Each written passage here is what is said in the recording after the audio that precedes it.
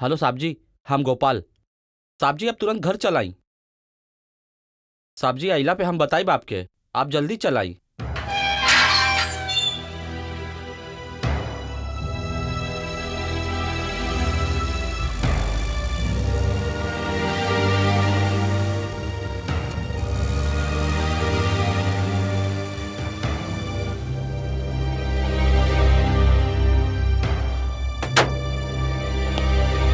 प्रणाम साहब जी।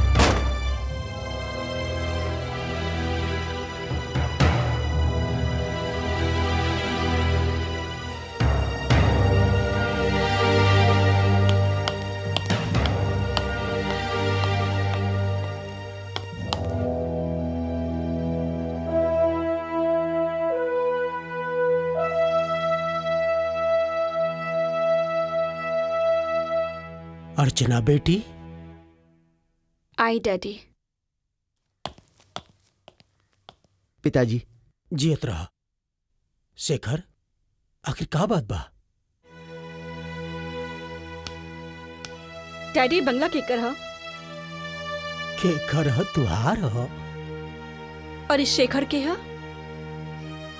हमार दामाद ह और तुहार पति ह। और शेखर के हमरा खातिर आप चुनले रहनी? ना, तू खुद चुन ले रहलू, मगर उसे का फर्क पड़ेला? बहुत बड़ फर्क पड़ेला डैडी। शेखर से शादी हम खाली ऐसे कैले रहनी कि वो दहेज ना ली। ठीक है, तो हम कौन दहेज दे दहनी शेखर के? तो फिर ये बंगला का है डैडी? जब हमके पुणे से यहाँ लेके आई ना, तो हम समझने ये कोनो फ्लैट खरीदना हुआ, आपके बंगला ना। देखा अर्चना, तू हमारे इकलौती बेटी बाड़ू। तू हमरे मर्जी के बगैर शेखर से शादी कैलू, और उस शादी तू आर्य समाज मंदिर में कैलू। इस शहर के सबसे बड़ा बिल्डर सुनील महाजन, ओकरे इकलौती बेटी के शादी और उ अपने दोस्तन, रिश्तेदारन और मेहमानन के बिना बुला सकेला। और फिर तू दोनों के समझौता के पहल भी तो हम ही कैले रहनी, और तू बाड़ू की दहेज दहेज के रट लगैले बैठल बाड़ू। देखी डैडी, जब आप इस शहर में आयल रहनी तो आपके पास भी कुछ ना रहल, आपकी कोनो हैसियत ना रहल। लेकिन आप अपने ईमानदारी और मेहनत से इतना बड़ा एम्पायर खड़ा कैले बानी। डैडी, हम अपने बल पर अपने को मकाम हासिल कर चाहता नहीं, और हम यही से वो तमाम करोड़पति लेकर के रिजेक्ट करके शेखर से शादी कैनी। और शेखर, तू शेखर तो ऐसे हमके ऐसा उम्मीद बिल्कुल ला रहल। डैडी का बंगला दिखला और लार टपके लागल। अर्चना, ये बात नहीं खे। अरे बेटी, काहे डांटत बाड़ू उ बेचारा के? ओके हम ही हाथ पैर जोड़ के समझौले रहनी, वरना उ तो राजी ना होत रहे।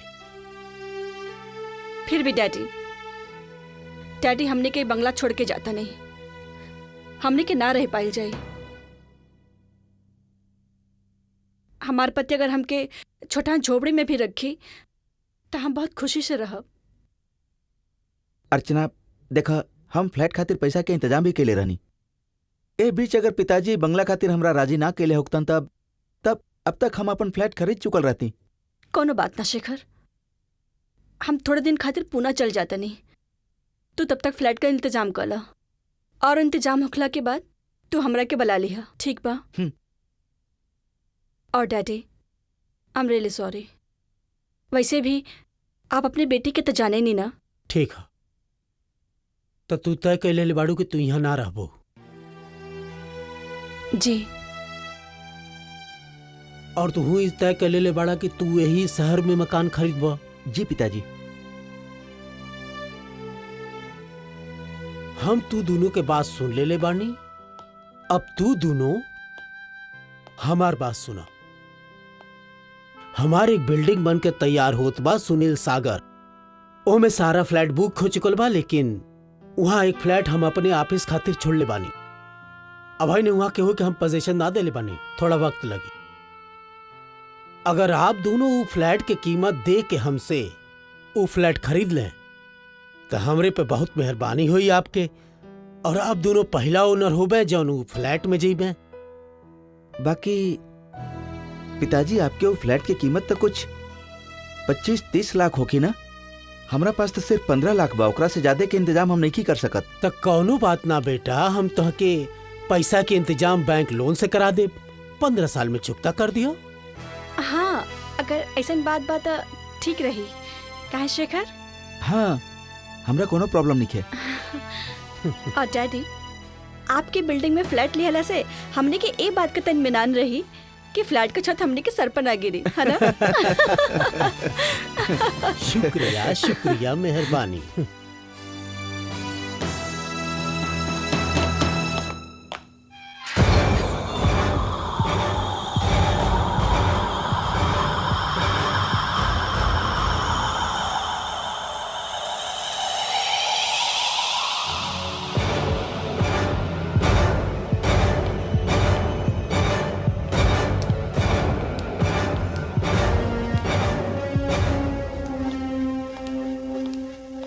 जी अतरा, आओ बेटी। उ 502 फ्लैट के चाबी। ए ले महाजन साहब। ई वक्त बिल्डर सुनील महाजन अपन ग्राहक अर्चना चौधरी के उनके फ्लैट के चाबी देत बा। Thank you daddy. और अब हम तोहके तोहरे नया फ्लैट के मुबारकबाद देता नहीं। थैंक्स। मुबारक हो, मुबारक हो। Thank you. चलिए हम चल, हाँ, होम स्वीट होम। आई जा। हाँ हाँ चला। आई सर। आई। है ने। अरे गुड मॉर्निंग सर। यहाँ ड्यूटी तू लोगन के बा? जी सर। बेटी, ई यहाँ के गार्ड्स बाने, जौन कहे कोई इनसे कहिया हमार बेटी यहाँ रहे आवत बिया, एकर ख्याल रखिया। ओके सर। बाकी लोगन के अइला में भी वक्त लगी, केहू बाहरा से आई बिना चेकिंग के अंदर ना जाई, समझला? ओके सर, रउआ फिक्र ना करी, हम 24 घंटा इनकर ख्याल रखब। गुड। Thank you.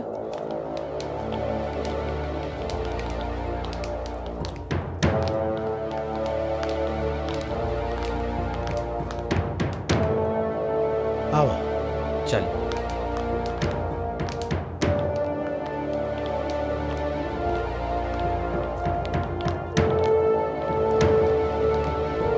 सब आ गई ना?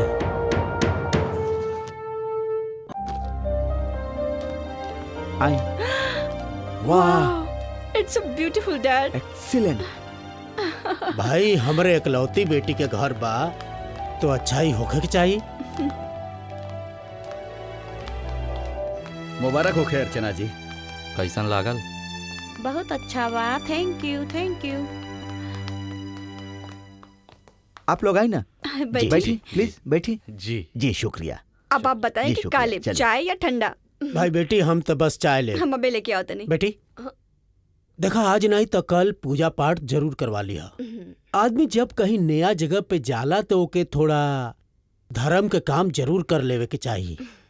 डैडी आप तो जाने ही नहीं, हम पुरान रीति रिवाज में बिल्कुल विश्वास ना करे नहीं, और हमरा ख्याल से पूजा पाठ वे करे ना जिनके दिल में थोड़ा सा खोट रहेला, है ना? है ना? चुप करा। अच्छा, अब आप लोग भी बैठे, हम चाय लेके आओ तनी। चला, हम भी तहार साथ बिल्कुल अंदर ना। चला तानी। आप हमने का गेस्ट हैं, पहली बार आइल बनी। ओके, आज खाली हम ही काम करब। ओके। ओके।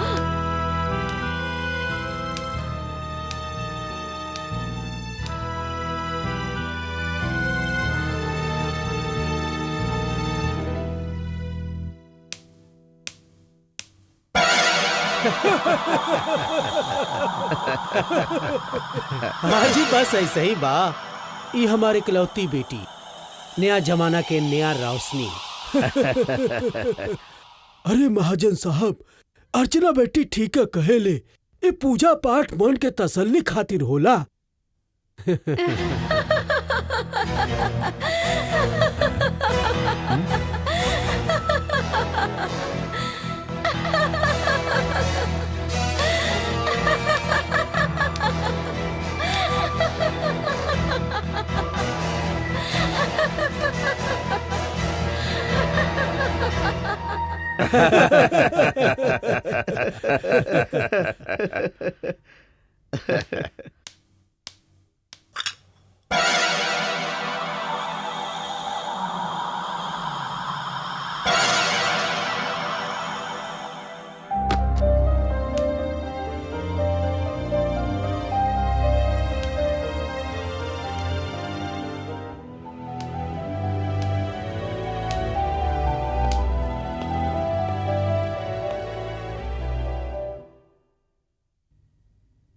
बहुत खुश बड़ो। बहुत अच्छा लागत बातों के इतना खुश देख के। का तू उन लोगों के छोड़ के चली हाँ ना? करके आ गई नहीं। सी ऑफ करे ना जेती तो ए मूड में कैसे देखती। शेखर एगो बात पूछी। पूछा।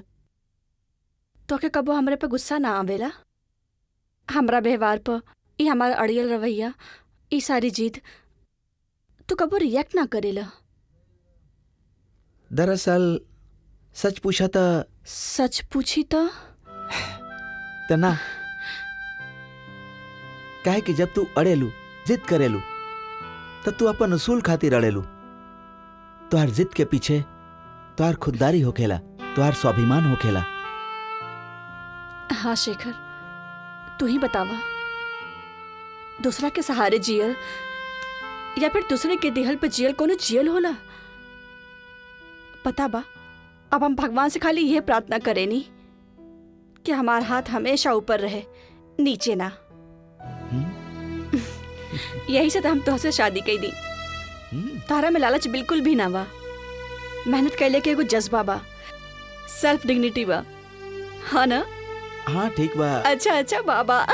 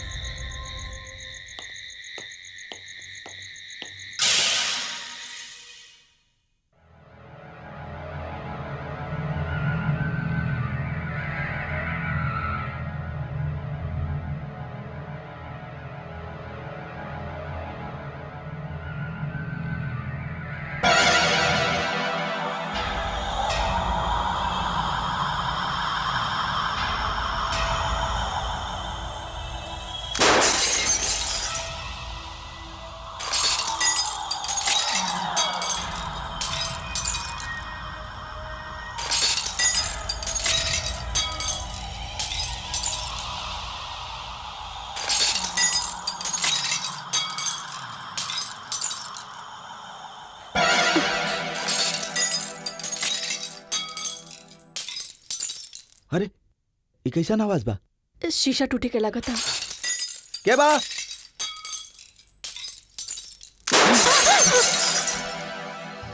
ये एक मिनट रुका।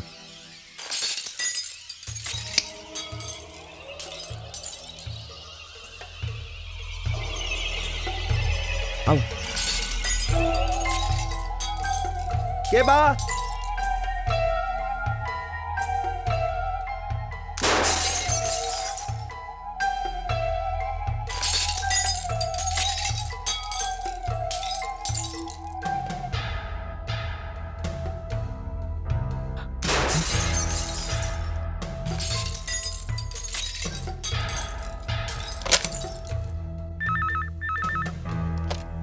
हेलो वॉचमैन जी साहब। यहाँ बिल्डिंग के इतना सारा कांच टूटत बा, इतना शोरगुल होत बा, तू लोग का करत बाड़ा नीचे? ई रउआ का कह रहल बानी? कहाँ कहाँ टूट रहल बा? यहाँ तो कुछो नहीं खे। अच्छा तू ऊपर आओ, ऊपर आओ जल्दी। जी साहब। का भइल? पता ना साहब कहा ताड़े कि कोनो बिल्डिंग के कांच तोड़त ऊपर बोलल रहे। चला। हाँ चला चला चला जल्दी चला। हे जल्दी ऊपर चला।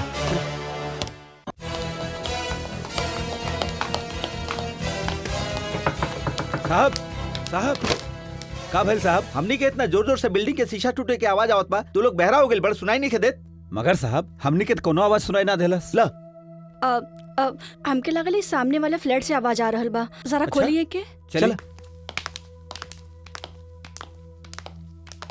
लेकिन मैम साहब ए फ्लैट में तो केहू ना रहेला। हम कहनी ना दरवाजा खोली, खोलिए आप। अच्छा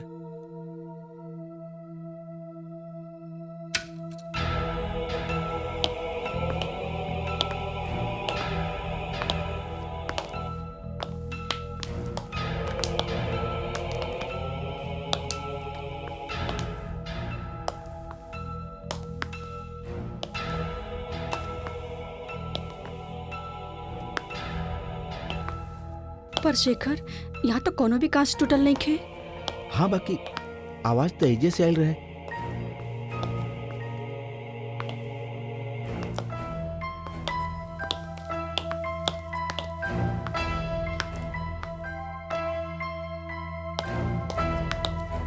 देखला अंदर देखला ठीक से। साहब यहाँ तो केहू नहीं खे। का? कोई भी नहीं खे। हम रउआ लोगन से कहनी ना कि आप दोनों के अलावा यहाँ केहू ना रहेला साहब। हाँ लेकिन बाकी वैसे आप लोग डरिया मत, हमने के एजे बानी। हाँ हाँ ठीक बा। हाँ चलिए। चलो चलो। जी साहब आई। चलो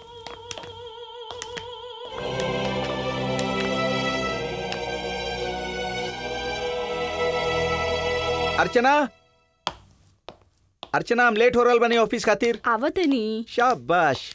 अच्छा सुना, हमरा गैला के बाद दरवाजा अंदर से ठीक से बंद करिया। ओके। ये रहल तोहर बैग। Thank you. और अब तू हमार सुना। बतावा। आज सांझ का तू जल्दी आवतड़ा। अच्छा I love you. Bye bye. You too. Bye.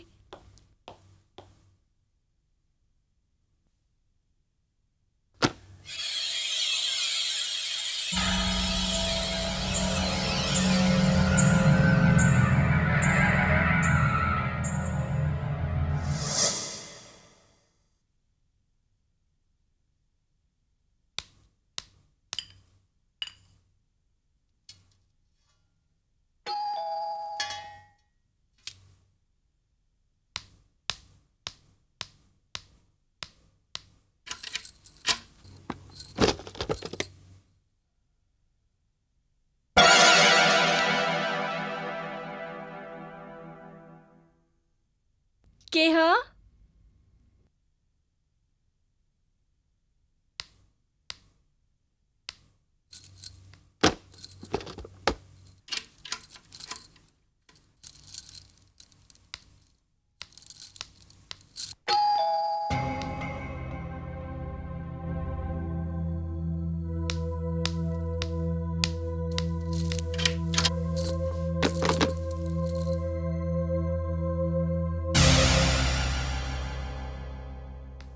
के हा?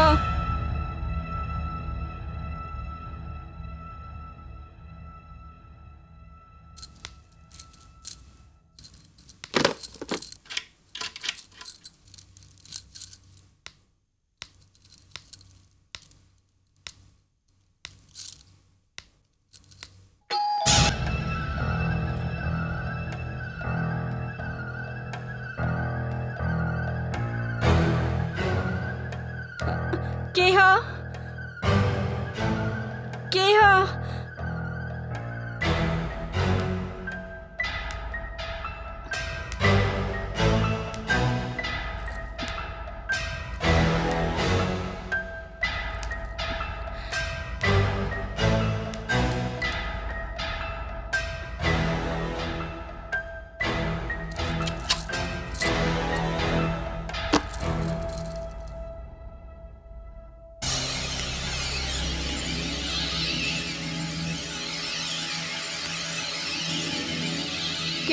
के हा?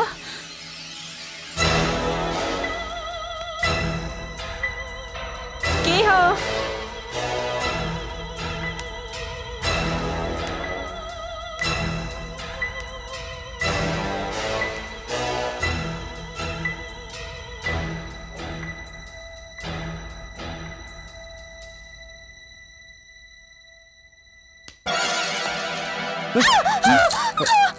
तू हमके तंग करता रहा तब से। का भाई?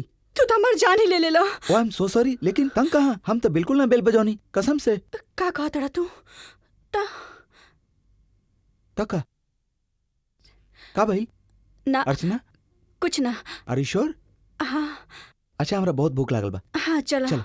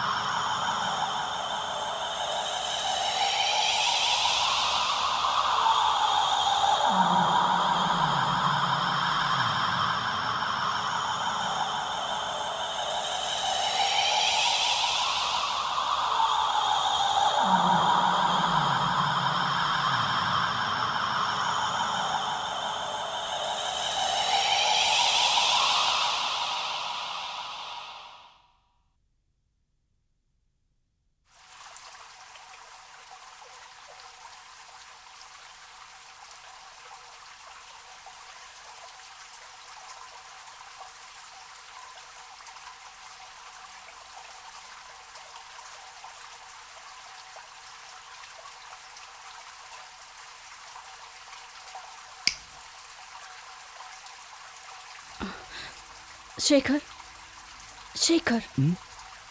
तू बाथरूम का नल खुला छुल्ले बड़ा। बाथरूम के हाँ ना ना ना हम तो बाथरूम गेले नहीं की। ओह ठीक बा, हम देखत बानी। हाँ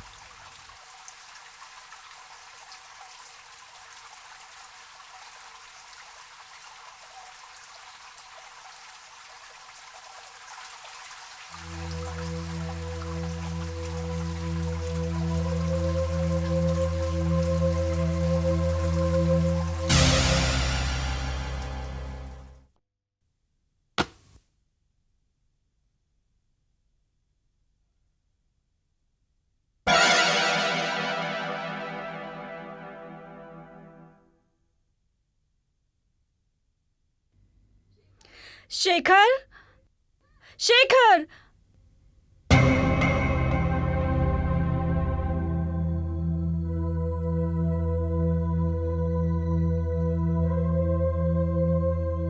शेखर कहाँ पड़ा तू?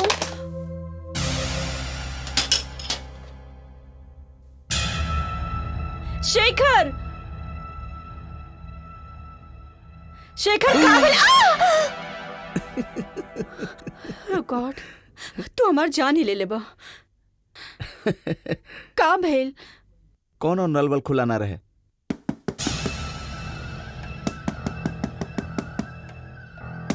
के बा?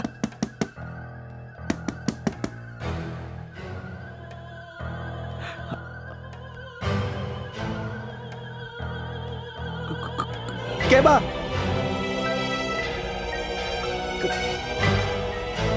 के बा?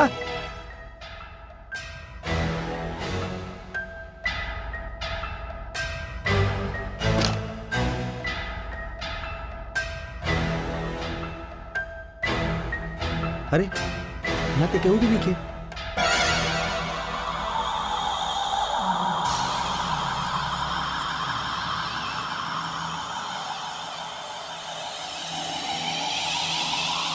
अरे ये धुआं कहाँ से आवत बा?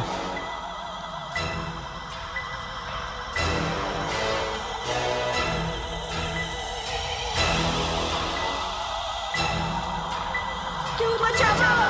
हमार मदद करो। अंदर के उबाल लगत बा। हमके बचावा। क्यों बचावा हमके?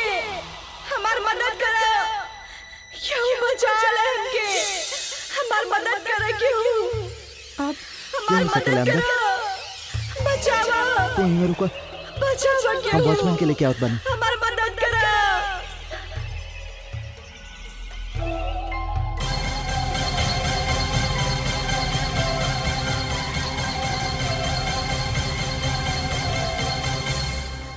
वॉचमैन, वॉचमैन, जी साहब।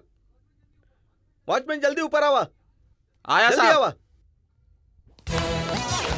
चला चला जल्दी चला। हाँ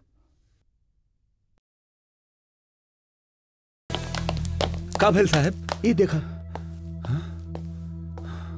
हमके बचावा। हमार मदद करो। हमके बचाला। हमार सुन लो तो मदद लोग। करो क्यों? हमके बचावा क्यों? हमार मदद अंदर के करो। उबा, दरवाजा खोला जल्दी। मदद करो लोग।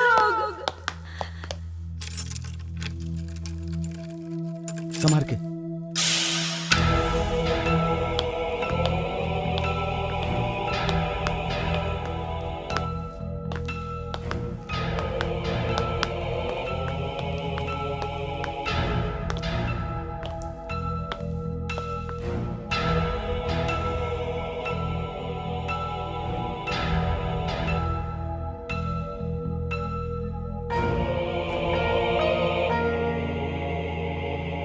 साहब आवाज तो हमहू सुन ले रहनी, लेकिन और धुआं निकलत भी देखले रहनी, मगर यहाँ तो केहू नहीं खे। शेखर, हाँ? शेखर ये सब का हो रहल बा? शरारत शरारत बाई। ऐसन शरारत ऐसन हरकत बिल्डर लोग एक दूसरे के खातिर करेले, उनके बदनाम करे खातिर, बिजनेस में नीचे दिखावे खातिर। मान ला केहू अफवाह फैला दे कि बिल्डिंग हॉन्टेड है, कि वहां कभी केहू के रोला के आवाज आवेला, कबो शीशा टूटला के आवाज आवेला, कभी नल खुलल रहल के आवाज आवेला। त केहू डर के मारी वहां रहे ना जाई। अभी बतावा, ई सब देखला के बावजूद तू वहां रहे खातिर जइबू? डैडी डैडी अगर केहू ऐसन शरारत हमके डरवावे खातिर कर रहल बा त हम नहीं डराए वाला। हम वो फ्लैट कबो ना छोड़ब। आई मीन हमार डैडी बड़ा आदमी हुआ, हमार हस्बैंड तो जिंदगी भर का कमाई लगा देले बानवों में। ना, हम ये फ्लैट कबो ना छोड़ब। और अगर केहू ई समझेला कि ऐसन हरकत करके हमरा के ई यकीन दिला दे कि वहाँ भूत और प्रेत रहेला, तो आई एम सॉरी। ना हमके भूत से डर लागेला न प्रेत से। That's like a good girl. बेटी तू फिक्र न करा, हम कमिश्नर साहब से बात कर ले। अरे हमार बेटी जहां रहे ले वहां आस पास कोनो खतरा रहे ही ना हो सकेला। तो फिक्र ना करा, हम वो बदमाशन के पता लगा के उनके जेल भेजवा देबे। बाकी पिताजी कुछ ही दिनों में मम्मी पापा भी तीरथ से वापस आ जाइए, और अगर इस सब कुछ ऐसे ही चलत रहल तब हमनी तो वहां रहे से रहनी। शेखर तू फिक्र ना करा, सब 2-3 दिन में ठीक हो जाई। बस तू लोग तनी सा हिम्मत रखा, ठीक बा? जी ठीक बा डैडी, फिर हमने के चलते नीचा। Okay okay, bye. Bye, take care. By.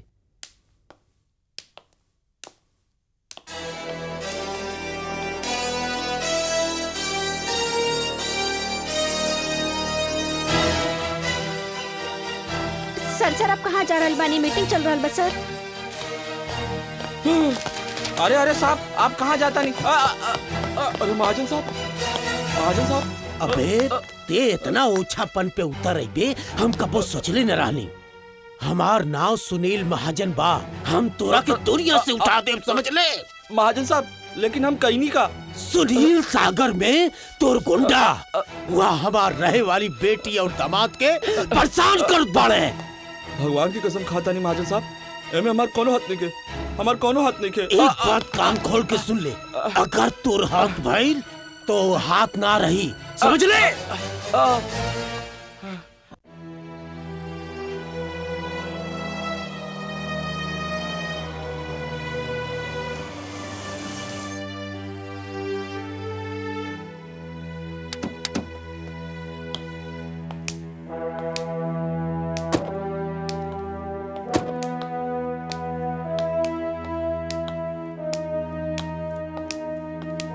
सलाम साहब।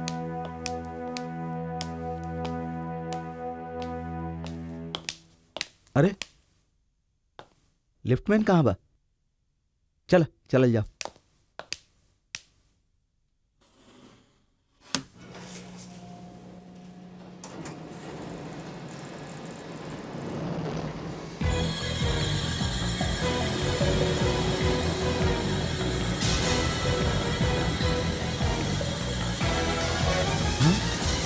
अरे ये ऊपर कहाँ जात बा? ई का हो रहल बा? लिफ्ट खराब तो नहीं किया होगा कहीं?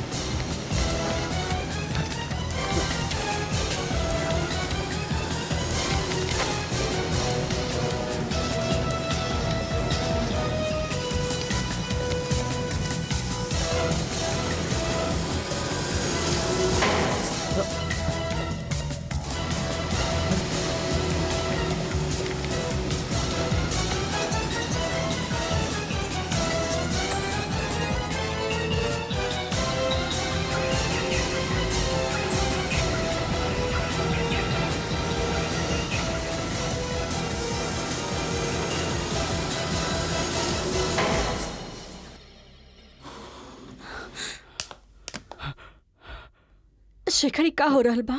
पता ना, लागत बा इहो केहू के शरारत बा। अब चल।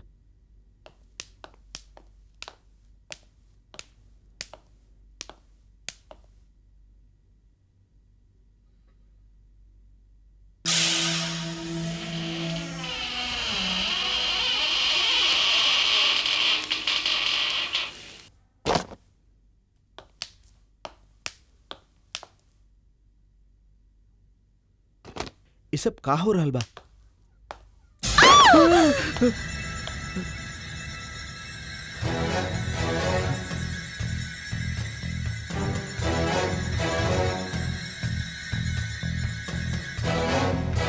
अरे ये छत नीचे कैसे गिर गई? हमरा तो कुछ समझ में नहीं आवत। तू ठीक बाड़ू ना? हाँ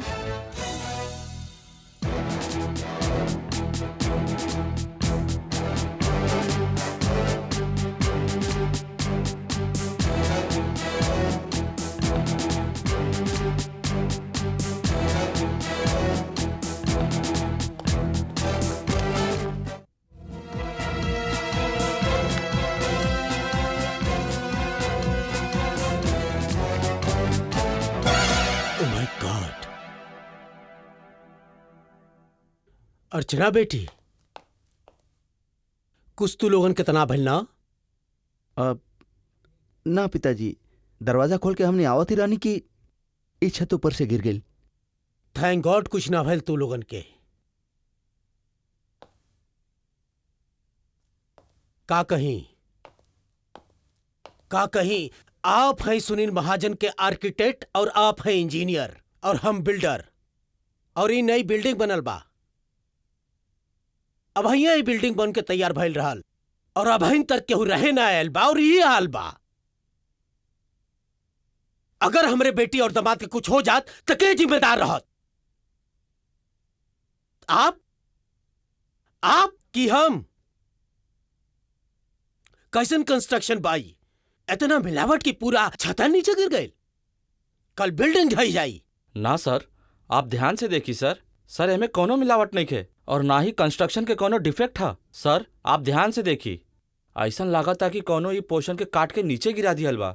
महाजन साहब, हमनियो बरसन से कंस्ट्रक्शन लाइन में काम करतानी। हमरा लागत है जरूर केहू के साजिश बा। ये कोनो हादसा नहीं खे सर। ई का कहतानी आप? जी हाँ सर। सर ये काम आपके दुश्मन के हा, जे महाजन बिल्डर के बदनाम करे के चाहताड़न। ठीक बा महाजन साहब, हम चलत आनी। हम अपना डिपार्टमेंट के जरूरी इंस्ट्रक्शंस दे देत बानी और रउआ बिल्कुल फिक्र ना करी। यह बात के बहुत जल्द पता चल जाई कि यह साजिश में केकर हाथ बा। Thank you. आप लोगन भी जा सके नहीं। ओके सर।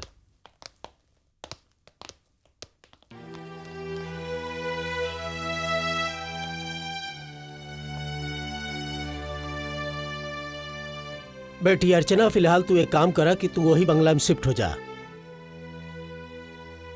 डैडी को बात पूछी? हाँ पूछा। आप बुरा तो ना मानब डैडी, आप कहीं हमके और शेखर के वो बंगला में शिफ्ट करा खातिर तो नहीं कहीं सब करावत? अर्चना, तोर दिमाग खराब तो ना हो गिल बा? हाँ ये सच है कि हम चाहत रहनी कि हमार बेटी हमरे बंगले में रहे, पर का हम ऐसा करब जिससे हमार बेटी के जान का खतरा हो के? का एक बाप अपने बेटी के जान के दुश्मन हो सकेला? ना डैडी, हमारे मन में बस थोड़ा सा शक रहे। I am really sorry dad, I am sorry. खैर, फिलहाल ये फ्लैट तुम्हारे रहे लायक नहीं खे। तो ऐसा करो तो तू अपन कुछ सामान लेके हमारे साथे चलो। ना डैडी। पिताजी बिल्कुल ठीक कहत बाड़े अर्चना, और वैसे भी हमरा दिल्ली जाए के बा। तू यहाँ अकेले कैसे रहबू?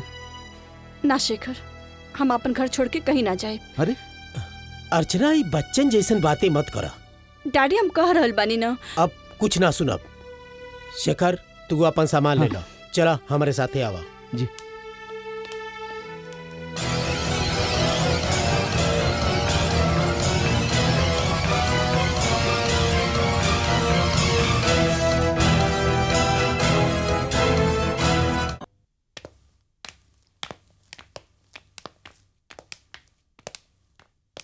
तू ध्यान रखिए अपन, डरेगा मत। हम जल्दी आ जाए। ओके ठीक बा। अर्चना बेटी, हम शेखर के एयरपोर्ट छोड़ के आवत आनी। और हाँ, और रात वाला फ्लैट के हादसा भूल जा और जाके तू आराम करा। ठीक है? आवत आनी। Take care. I love you. Bye by.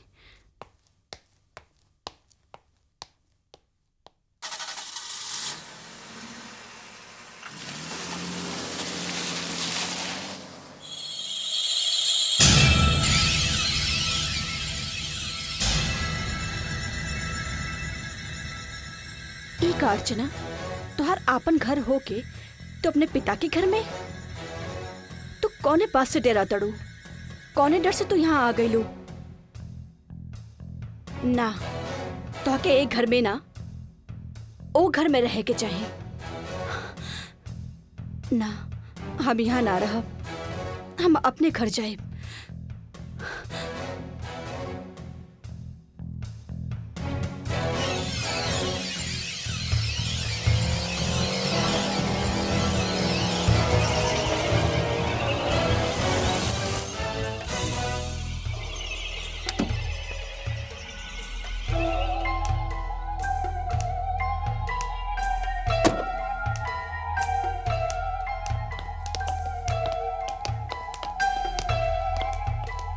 Ma'am साहब आप हाँ हम ऊपर जाते नहीं। मेम साहब हमनी साथे आई।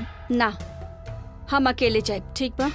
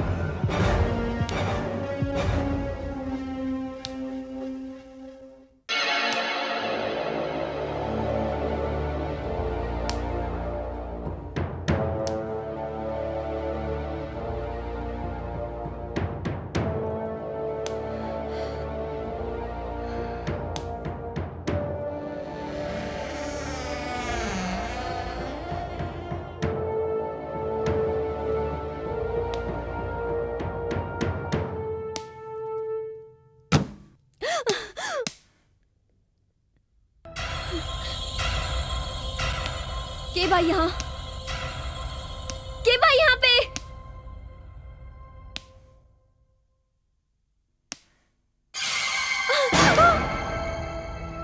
के बा जे भी बात सामने काहे नहीं की आवत?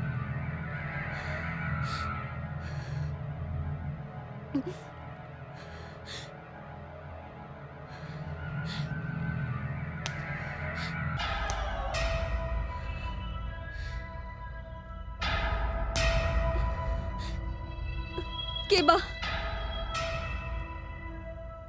केबा,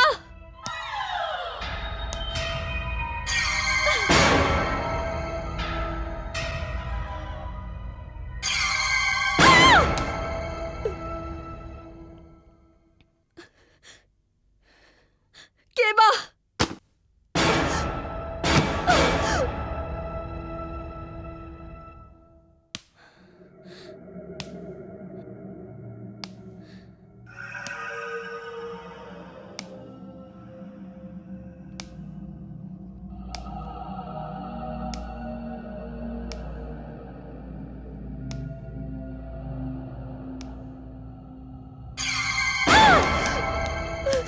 रुक जा वरना गोली मार दे।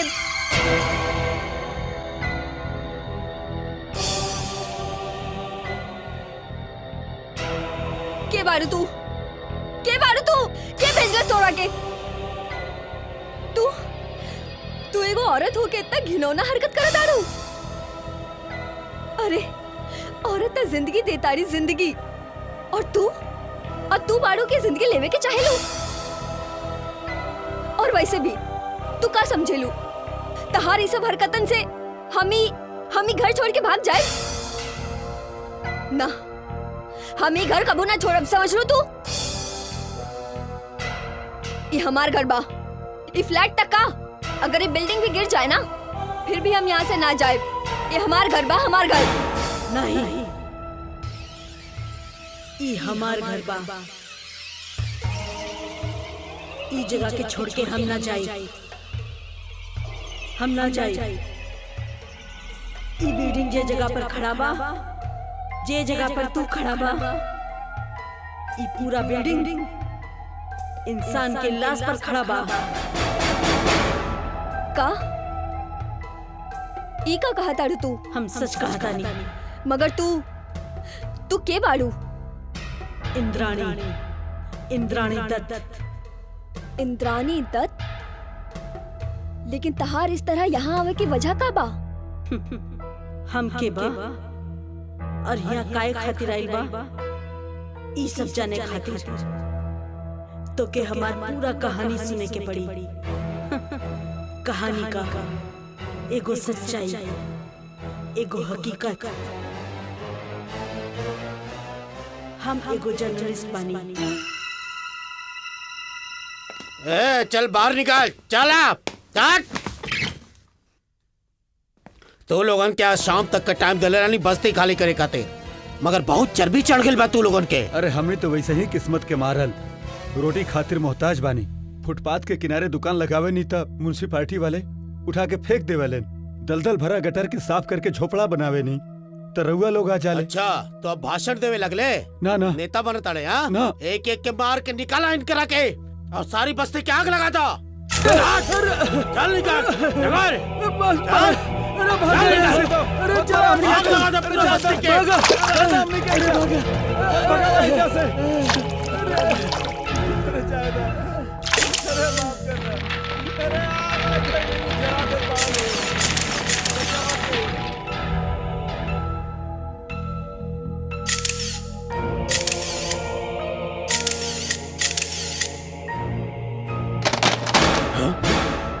पकड़ लो, करा के भागे ना बाबे।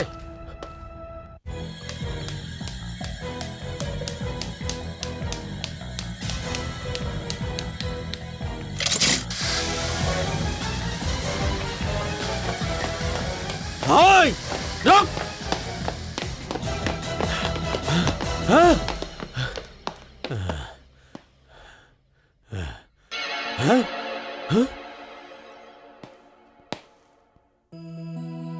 इंद्राणी दत्त नाम बा एकर। ई ओ बस्ती में ओ जगह पे तू लोगन के तस्वीर लेहलस जहाँ बस्ती में आग लगावे वालन में तू शामिल रहला। और सर, वो अखबार जंगे के खातिर काम करेली। हाँ, अगर वो तस्वीर अखबार में छप गई तो हमनी के दुनिया में बहुत बड़ा भूकंप आ जाई। हमनी बेनकाब हो सकल जाला। सर आप कहीं तो बस इस शहर में सैकड़ों गंदी बस्ती रहली, कर सफाई करके हमनी बड़-बड़ बिल्डिंग खड़ा कैनी है। अबे लड़की के भी साफ कर देता नहीं। एक मामूली सी नाजुक सी लड़की के साथ तू लोग ऐसा भयानक सलूक करबो तो का करी बॉस? अब ओकर जिंदा रहल हमनी खातिर मौत बा।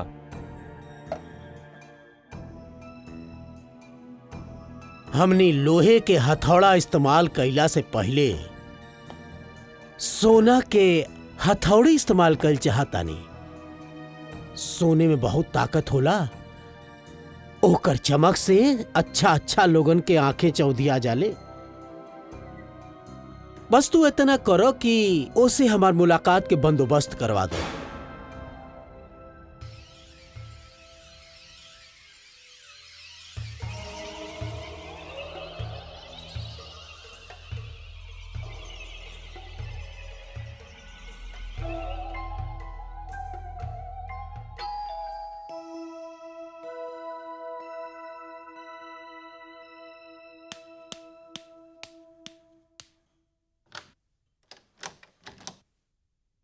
नमस्कार।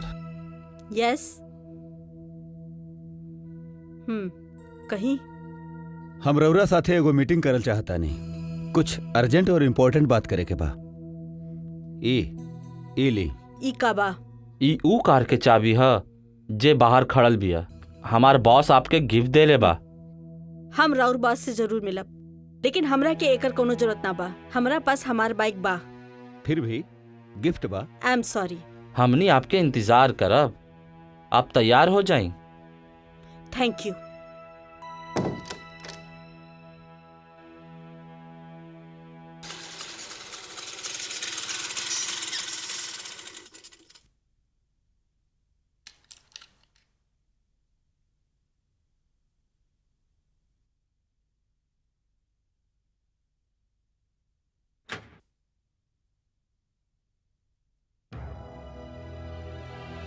और हाँ चौहान, वो डोंबी वाले प्लाट के वो फाइनल किलो।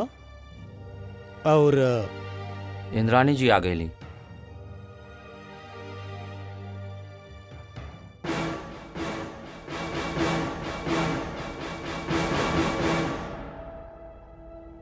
आई आई इंद्राणी जी, कहीं आपके हमार तोहफा पसंद ना आए?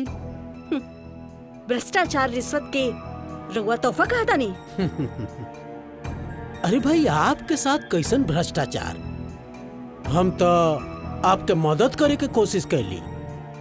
हमके पता लगल कि आप लोगन के मदद करे खातिर स्कूटर से जानी, और वहां पहुंचले में आपके देर हो जाला, तब तक केहू बेचारा दम तोड़ देला। अब अगर आपके पास कार हो तो आप बिल्कुल सही वक्त पर वहां पहुंच जाती और हादसा के शिकार कोनो इंसान सड़क पर दम ना तोड़ देत। मिस्टर महाजन, रउआ तो वो हादसा के बारे में अच्छा तरह से जाने ले। रउआ गरीबन के बारे में ऐसा जिक्र करतानी जैसे रउआ कोनो बार में बैठ के शराब का मजा लेतानी। इंद्राणी जी, हमरे पास वक्त कम बा। दरअसल आपके उम्र में लोग इनकलाब के घोड़ा पर सवार होले और उनके लागेला कि उनके चाबुक लगौले से इनकलाब के घोड़ा जहर जहर दौड़त जाई। ओहर ओहर लोग एक नई जिंदगी और एक नया नारा लगावे लगी हैं। काहे? मिस्टर महाजन, रउआ गरीबन के इतना खून पियल बानी कि अब उ खून रउआ की आँखन की पुतली में उतर आयल बा। रउआ अंधा हो गइल बानी। रउआ के कुछ नजर ना आवेला। इंद्राणी!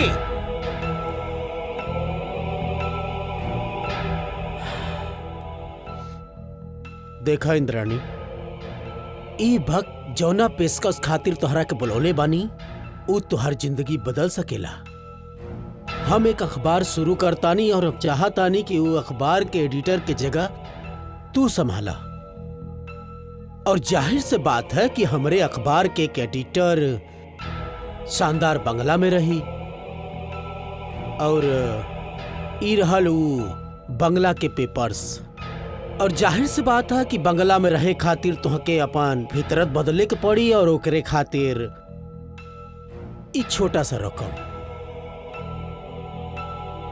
रउआ व्यापारी बानी, सिर्फ खरीदब और बेचल जाने ले। और एगो बात हम रउआ के बता दी, हमार इतना जरूरत ना बा कि रउआ के हाथ हम अपन ईमान बेच दी और एकरा बाद इंसान के जात से निकलकर हैवान के जात में शामिल हो जाई। और सच पूछा तो मिस्टर महाजन, रउआ के इतना औकात ना बा कि रउआ इंद्राणी के खरीद सके। अब रउआ अपन बुरा दिनन के उल्टा गिनती शुरू कर दी। का कहनी भाई जी आप?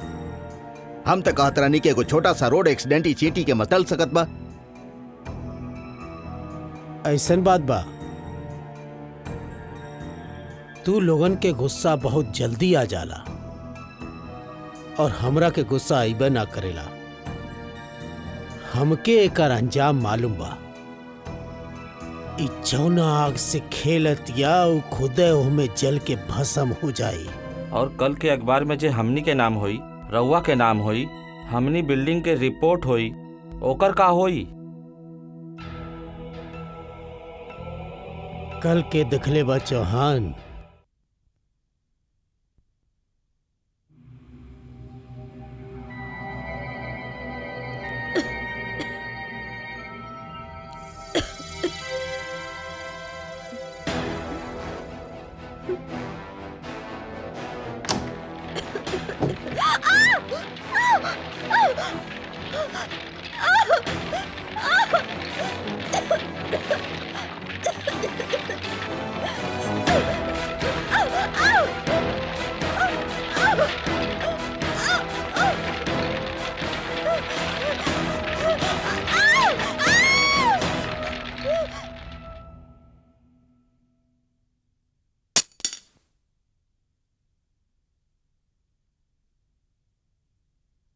हाँ अर्चना, हम जो कुछ भी कहनी उगर एक एक बात सच बा। हाँ इंद्रानी, ई जे कुछ भी भइल, इस शहर में जितना भी हादसा भइल और जे जे इलाका के तू जिक्र कैलू, वहां पहले बस्तियां हुवत रहे, मगर अब वहां पर हमार डैडी के ऊंच ऊंच बिल्डिंग बा। अब ये बात हमार समझ में आवत बा कि आज से 20 साल पहले एगो कंस्ट्रक्शन कंपनी में काम करे वाला एगो मामूली सा ओवरसियर इस शहर के सबसे बड़े रईस आदमी कैसे बन गई। एकर मतलब बा हम अपन डैडी के कभी जान नहीं के पैनी। अर्चना, न जाने कितना बस्ती जलल, कितना लोग जल के मर गए, और ऊ मरे वाला में सभी जात, धर्म और मजहब के लोग रहे। ऊ हिंदू रहे, मुसलमान रहे, सिख रहे, ईसाई रहे। और सच पूछता, जे जगह पर हम और तू खड़ल बा, ई ऊंचा बिल्डिंग खड़ा बा, वो एगो शमशान बा, एगो कब्रिस्तान बा। बस इंद्रानी, अब हम और कुछ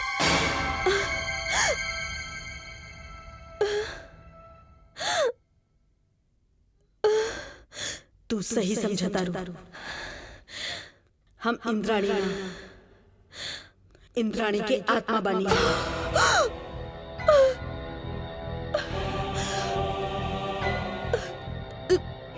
डरा मत अर्चना, लेकिन ये सब तोहरा के बताब जरूरी रहे। देखा अर्चना, हम तो के और तोहार पति के डरावल ना चाहत रहनी और ना ही केहू के नुकसान पहुंचावल चाहत रहनी। हम तो खाली उ जुल्म और उ अन्याय के तोहरा सामने रखल चाहत रहनी। उ जुल्म जो उ गरीब बस्ती वालन पर भइल रहे, जे हम पर भइल रहे, यह बा इंद्राणी के कहानी। अब हमारी यह इच्छा बा कि उ गुनाहगार के उनकर गुनाह के सजा मिले,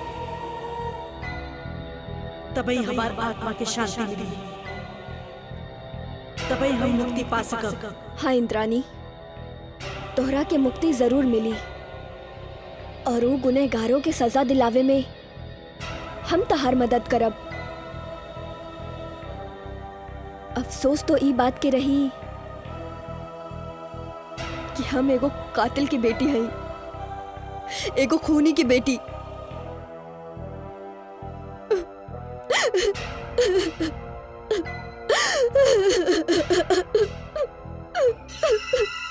इंद्राणी, इंद्राणी,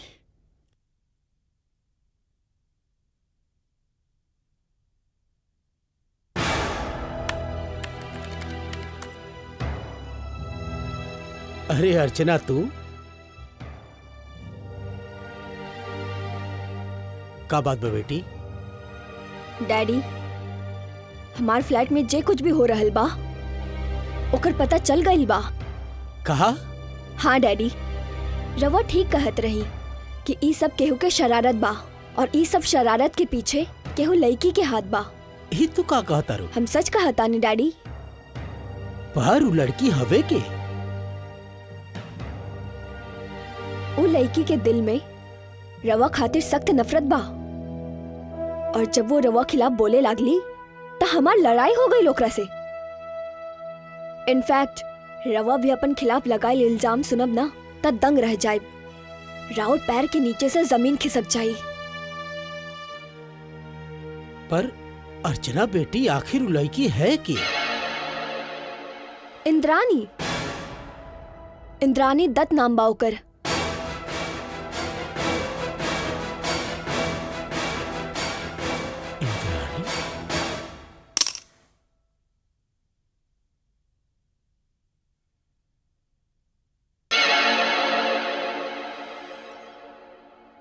रवा जाने ली ओकरा के डैडी। वो अपने आप के जर्नलिस्ट बतावेली, पर हमरा के नहीं खिलागत।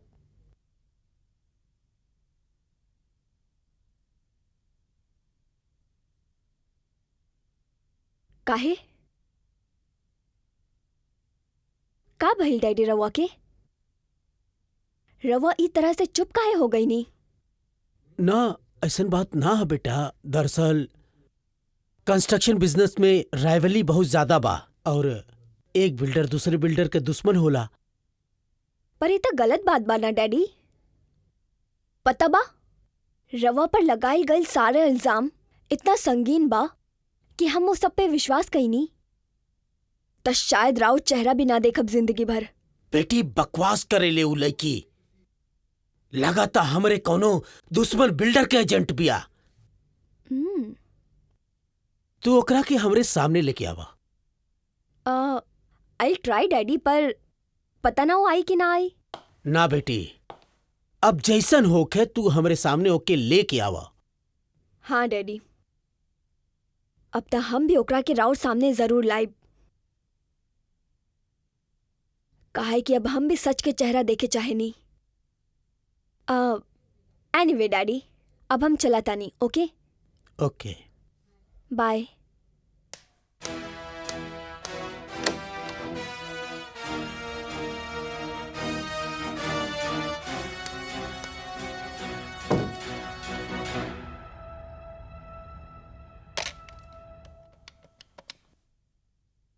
सोलंकी, आप सब लोग हमारे केबिन में फौरन आ जाएं।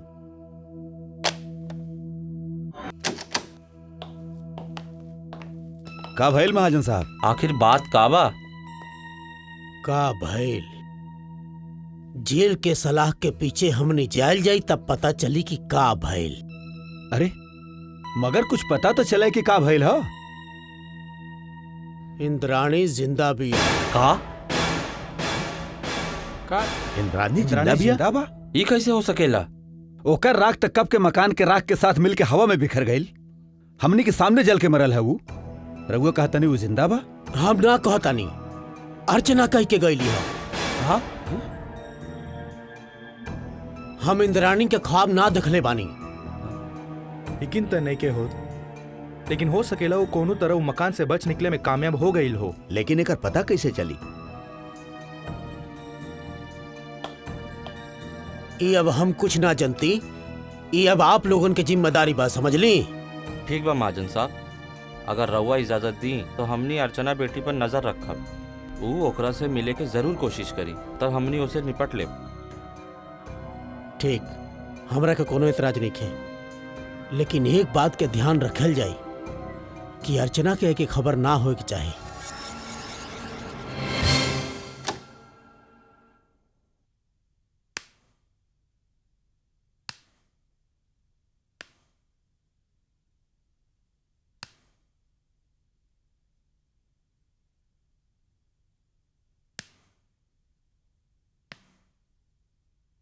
इंद्रानी,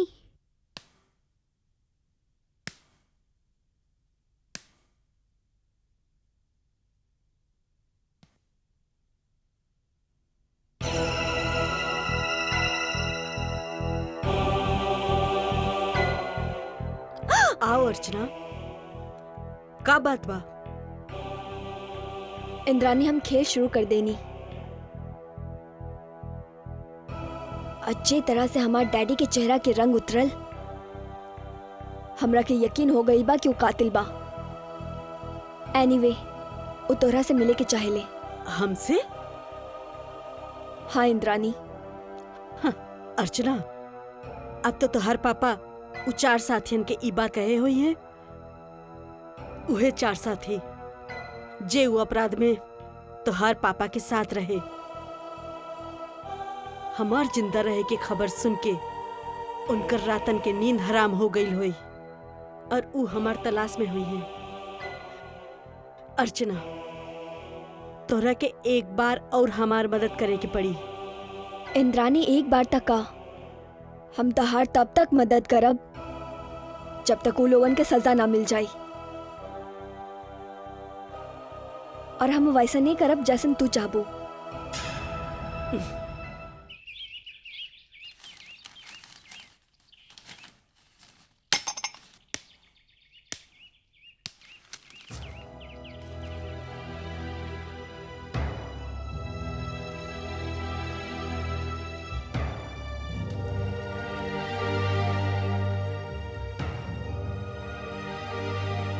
अरे अर्चना बेटी, तू अचानक कैसे?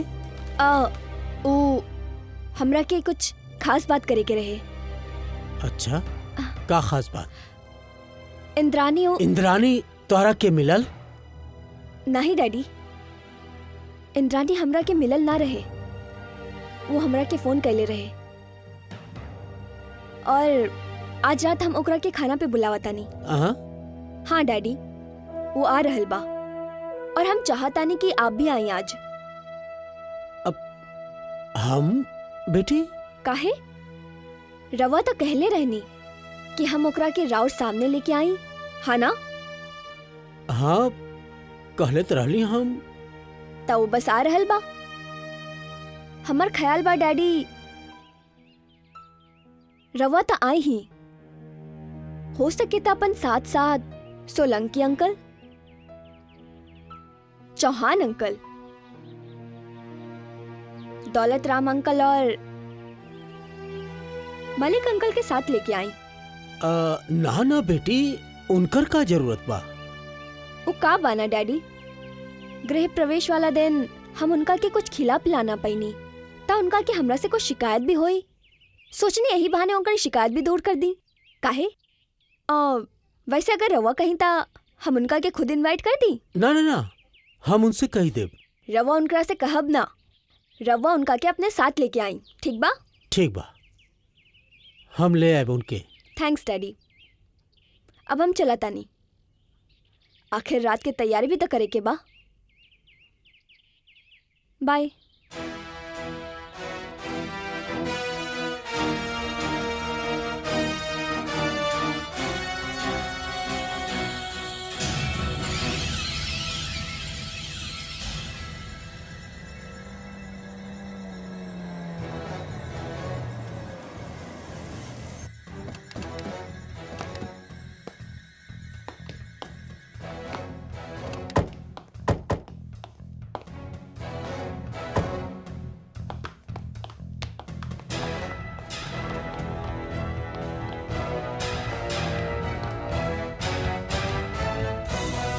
अर्चना, अर्चना। अरे आ गई नहीं डैडी रवा लोग। अब भाई हमार बेटी दावत दे और हम ना आई। ऐसा कभी हो सकेला कहा? Thanks, thanks a lot.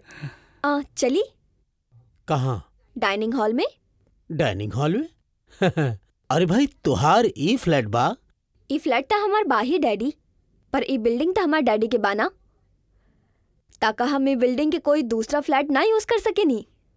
ई तू का कहता रो बेटी? दूसर फ्लैट का तू कहत तो हम ई पूरा बिल्डिंग तुम्हारे नाम कर दी। थैंक्स डैडी, फिलहाल ता फ्लैट ही काफी बा। आई आई ना।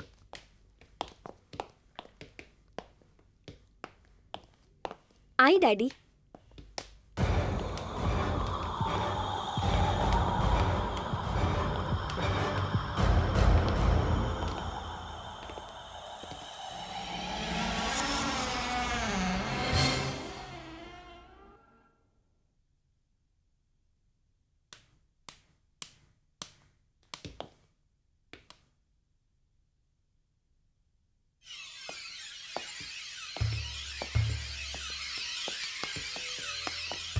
आई रहुआ लोग।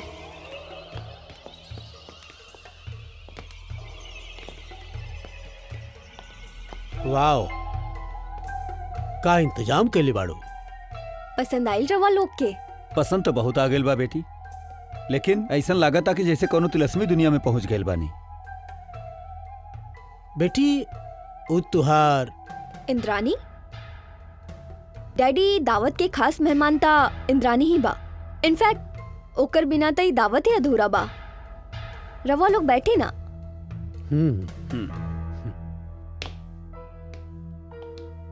आई।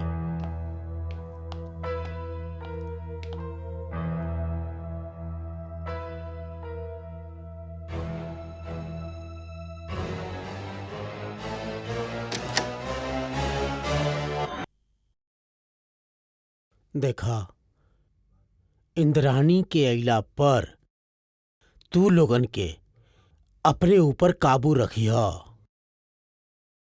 कौनो ऐसन वैसन हरकत मत करिहा जैसे बनल बनावल खेल बिगड़ जा। रहुआ बेफिक्र रही सुनील साहब, बिल्कुल ऐसे नहीं होगा।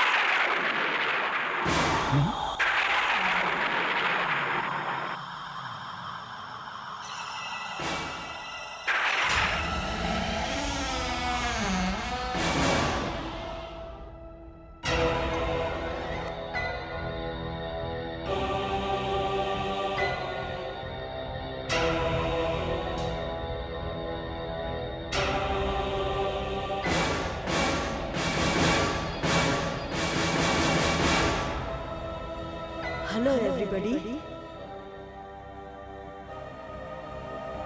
हमरा के आई में देर तना भाई। रउआ सब हमरा के देख के हैरान बानी, है ना? काहे कि रउआ के हिसाब से हम जल के मर चुकल बानी और हमरा साथ साथ उ सारा सबूत भी जल गई जे रउआ के गुनाह के आईना रहे। हमरा के एजा जिंदा देख के राउर उम्मीद पर पानी फिर गई, है ना?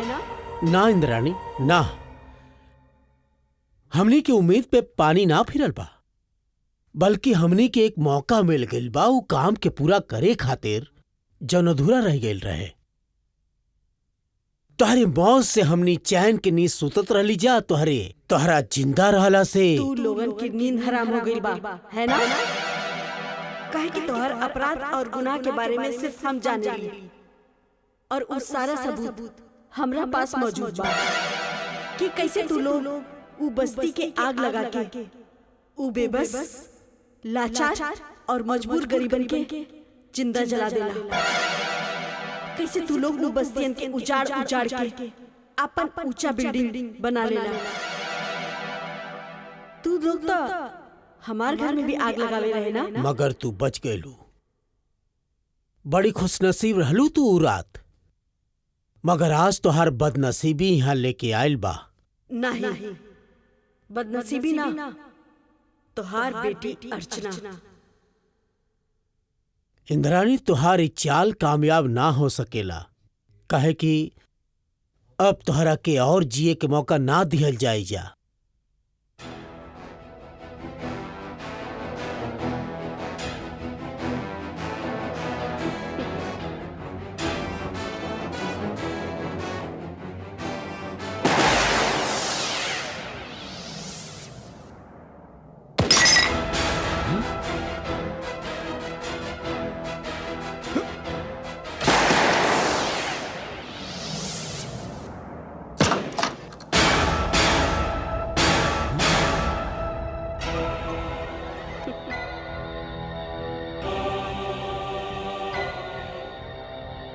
नहीं सुनील महाजन, आज के रात तोहार ना हमार बार। पूरा रात तू शिकारी रहे और हम शिकार। आज के रात हम शिकारी बानी और तू सब के सब शिकार। अरे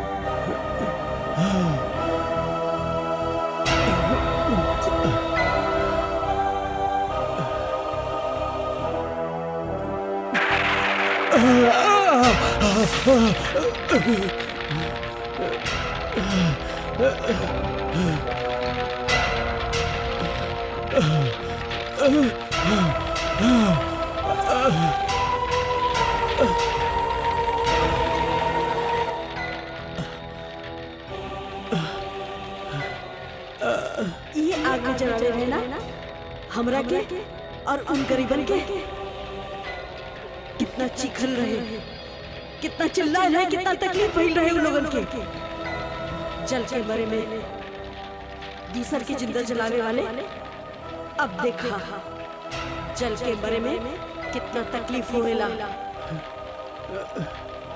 ना इंद्राणी, प्लीज हमरा के माफ कर दो, प्लीज।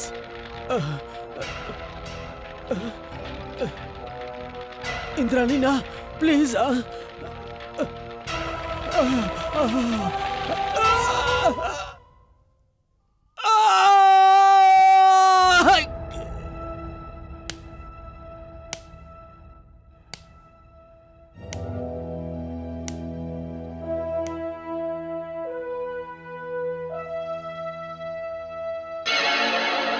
अर्चना,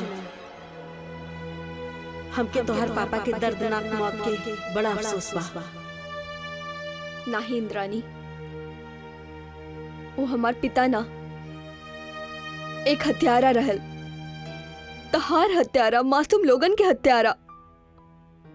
हमरा उनकर मौत के कोनो अफसोस नहीं खे, कोनो अफसोस नहीं खे। अर्चना, हम तोरा के ई खातिर चुनले रानी काहे कि हम जानत रहनी कि तू हमेशा सच्चाई के साथ देले बाड़ू। हमार काम पूरा हो गई। हम मासूम और बेगुनाह के मौत का बदला ले लेली।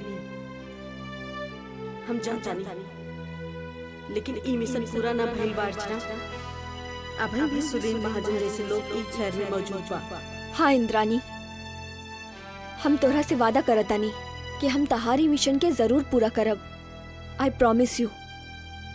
शुक्रिया अर्चना, हमारा आत्मा की शांति मिली।